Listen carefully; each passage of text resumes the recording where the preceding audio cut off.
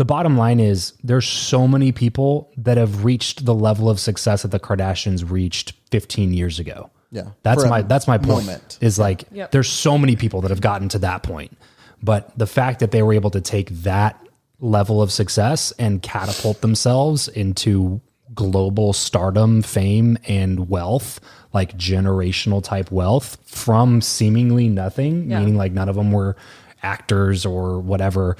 Like the fact that they were able to do that means that they got something figured out. They're pretty smart. They work extremely hard. Like all the people that are talking crap about them not working are the same people that if they took a glimpse of their monthly schedules, they would just be like, nah, fuck that. I'm not putting in that much work. Like they work and they work hard. You know, like Kim just got another degree. Like why? Why did she do? She didn't have to do that. She doesn't have to do anything. Right. That's quite literally. That's the thing that I realize, like with the other person that always gets thrown in the mix is like Paris Hilton, you know, and her and Kim were friends and grew up the same time. And it's like, you know, Paris Hilton's family owns Hilton hotels. Like she never had to do a single thing. That's plenty of money. Like there's enough money with that name. She's turned that into, now she's chasing becoming a billionaire. Like the Kardashians, like Kylie's become a billionaire. She's like one of the youngest billionaires, I think. It's youngest, like, I think the youngest female billionaire ever. Well, like, I mean, I look at like Paris's schedule, like, and I know because it's like ridiculously hard to like ever communicate ever, but it's like she's traveling, I think it's 300 days a year, 320 days a year. I mean, she does like 5 or 6 outfit changes, full makeup, which like, yeah, you can say, oh, I wish I could just change clothes and do makeup, but it's like, do you want to get up at 4 a.m. and sit in a makeup chair and then also be managing company? Like expected to have a smile on your face, keep up the energy, be happy and excited with all your fans. So nobody thinks you're a douchebag. Like you got there. It's real work. You know, even listening to Will Smith's book on audio, and I'm right at the part where he's talking about how he leveraged himself into becoming a real movie star instead of just a hip hop artist who was on a sitcom. Which is funny because no one even thinks that the last thing you think of is music. What do you think? Yeah, right. It's so true. I didn't even know how extensive his music career was until I listened to his book. But yeah, he was talking about how crazy his schedule was when he was trying to get worldwide movie stardom status and pull himself out of just being like a sitcom guy who did a movie or two, you know?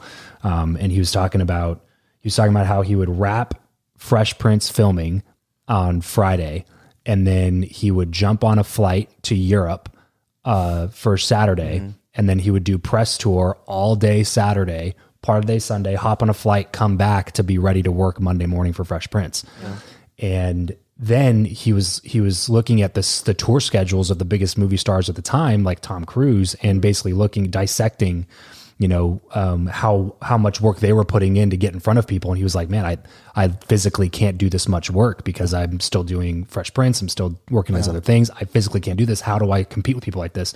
So he literally started doing live performances in Europe on tour, promoting movies, becoming famous in other parts of the globe so that their global box office sales would top those $250 million, $400 million, $500 million, you know, box office premieres.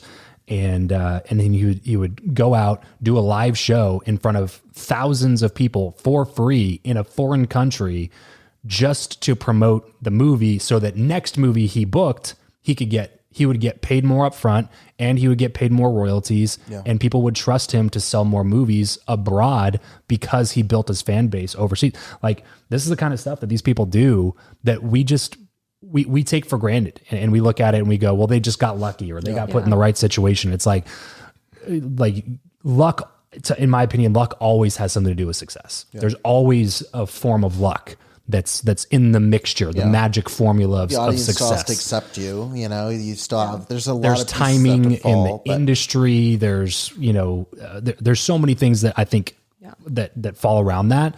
The difference is successful people tend to make their own luck. They tend to get lucky more often because they are working that many hours. They're putting themselves in front of the right people. Engineered serendipity. It's engineered serendipity, which is something that we talk about a little bit on Bojo Network and the show and stuff. Is like, yes, it's serendipitous. Yes, it's luck, but it wasn't just out of nowhere.